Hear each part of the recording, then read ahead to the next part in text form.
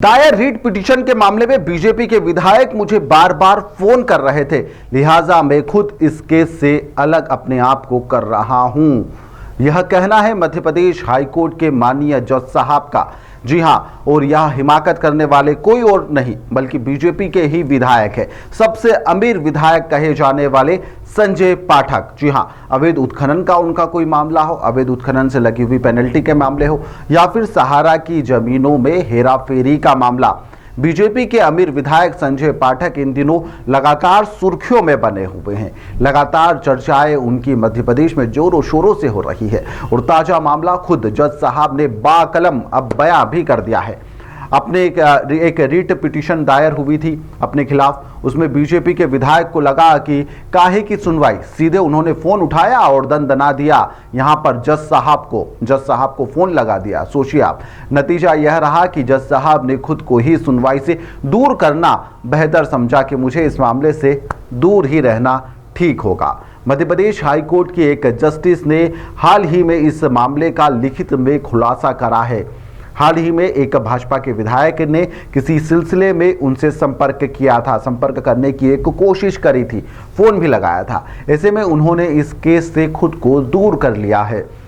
मामला अवैध खनन के आरोपियों के खिलाफ यहां पर जो कार्रवाई है उसकी मांग करते हुए यहां पर जो हाईकोर्ट में एक दायर याचिका थी उससे पूरा जुड़ा हुआ यह पूरा मामला है। 1 सितंबर को पारित एक आदेश में जस्टिस विशाल मिश्रा ने यहां पर कहा कि भाजपा के विधायक जो संजय पाठक है उन्होंने यहां पर एक पेंडिंग केस को लेकर उनसे फोन पर संपर्क करने की एक कोशिश की थी।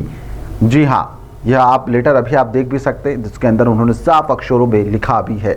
बार एंड बेंच की रिपोर्ट के मुताबिक कोर्ट ने कहा कि संजय पाठक ने इस विशेष मामले पर चर्चा करने के लिए मुझे फोन करने की एक कोशिश की है, इसलिए मैं इस रिट याचिका पर विचार करने के लिए यहां पर इच्छुक बिल्कुल भी नहीं हूं। इसलिए जस्टिस मिश्रा ने इस मामले से खुद को बेहद ही अलग थलग कर लिया है और मामले को लेकर किसी अन्य पीठ के सामने इसे सूचीबद्ध करने के लिए हाईकोर्ट के जो चीफ जस्टिस है उनके सामने इसे रखने का आग्रह किया है। जी हां, एक आदेश उनके द्वारा दिया गया है। न्यायालय ने यहां पर कहा कि इस मामले को उचित पीठ के पास में सूचीबद्ध करने के लिए यहां पर मुख्य न्यायाधीश के समक्ष इसे रखा भी जाए।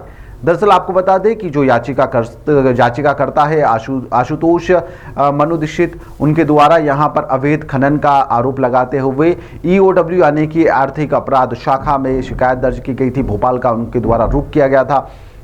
इसके बाद में उन्होंने EOW पर यहां पर कोई एक्शन ना लेने का आरोप लगाते हुए इस मामले को हाई कोर्ट की तरफ ले गए और हाई कोर्ट की तरफ अपना रुख कर लिया था। दीक्षित ने यहां पर दलील में कहा कि EOW यहां पर समयबद्ध अवधि के भीतर भी यहां पर शुरुआती जांच पूरी करने में विफल रहा है। जी हां, यह उनकी बात थी। इस मामले को लेकर उन्होंने सुनवाई जस्टिस विशाल मिश्रा के सामने होने की बात कही थी, लेकिन अब यह सवाल भी उठ रहा है कि इस तरह से हाईकोर्ट के माननीय जज साहब को क्या फोन उठाना, संबंधित केस के बारे में बात करने की कोशिश करना क्या सही है? क्या ऐसे मामले में कोई कार्रवाई होना चाहिए? खुद को यहाँ पर केस से अलग करते हुए जिस तरह से यहाँ पर जस्टिस मिश्रा ने यह जो अपना आदेश है यहाँ पर दिया, अपना आदेश जो बताया था कि भाजपा के विधायक है पाठक, उनकी कालगुजारियों को उन्होंने लिखित में उजागर किया है, एक जिक्र उनके द्वारा किया गया है, जिससे एक नया बवाल जरूर खड़ा हो चुका है। अब देखना होगा कि इस मामले में आखिरकार भाजपा क्या संजय पाठक के खिलाफ कोई एक्शन लेती है या मामला यूं ही रफा दफा हो जाएगा। फिलहाल के लिए इस खबर में इतना ही। आप देखते रहिए द लपेटा।